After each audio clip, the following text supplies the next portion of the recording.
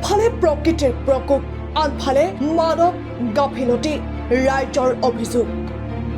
2024 বৰ্ষত অসম চৰকাৰে ভূমি সংৰক্ষণ আইনৰ অধীনত গোলাঘাট জিলাৰ ধনশিৰি নদীৰ পাৰত প্ৰবল গৰাখহনীয়া ৰোধ কৰিবৰ বাবে 70 লাখ টকাৰ সাহায্য মঞ্জুৰ কৰিছিল। কিন্তু স্থানীয় ৰাইজ আৰু কেইবাটাও সামাজিক সংগঠনে অভিযোগ কৰিছে যে সেই ধনৰ উচিত ব্যৱহাৰ নহল, যাৰ ফলত এতিয়া ধনশিৰি নৈৰ বাঢ়নী পানীয়ে স্থানীয় কৃষক তথা ৰাজ্যলৈ দুৰ্ভোগ নমায়নাৰ সম্ভাৱনা বৃদ্ধি পাবলৈ ধৰিছে।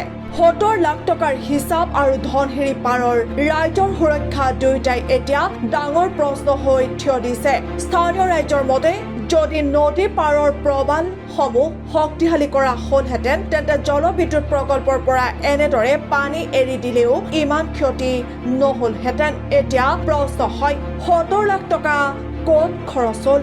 ধনশিৰি দাঁতি কাষৰীয়া ৰাইজসকলক সতৰ্ক হৈ থাকিবলৈ আমি অনুৰোধ জনাইছো, কিয়নো নেপোৱে 4খন গেট খুলি দিয়াৰ পিছতে আচলতে ধনশিৰি যি জলপৃষ্ঠ একদম তাৎক্ষণিকভাৱে বৃদ্ধি পাইছে আৰু ইতিমধ্যে আপোনালোকে দেখা পাইছে যে গৰা ওপৰে পাৰ হওঁ অৱস্থা হৈ আছে। সেইবাবে সকলো ৰাইজক সতৰ্ক হৈ থাকিবলৈ অনুৰোধ জনাইছো।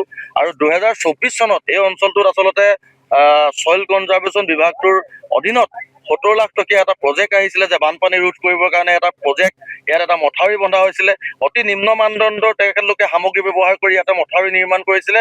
কোনোবা পোৱাল ফুকন নামৰ এজন ঠিকাদাৰ, আচলতে অসমীয়াৰ তেজ পিয়া আচলতে ঠিকাদাৰজনক অতি শীঘ্ৰে তেওঁ আচলতে গোলাঘাটৰ কোন অভিযন্তাৰ তত্বাৱধানত এই মথাউৰিটো নিৰ্মাণ কৰিছিলে, যিটো আচলতে এবছৰ নাযাওঁতে পানীৰ তলত ডুবি গ'ল।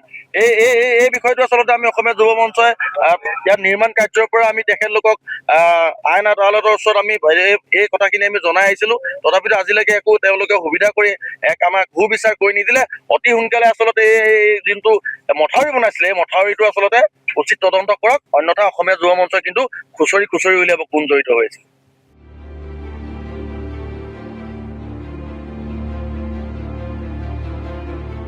Bureau report, trend today 9।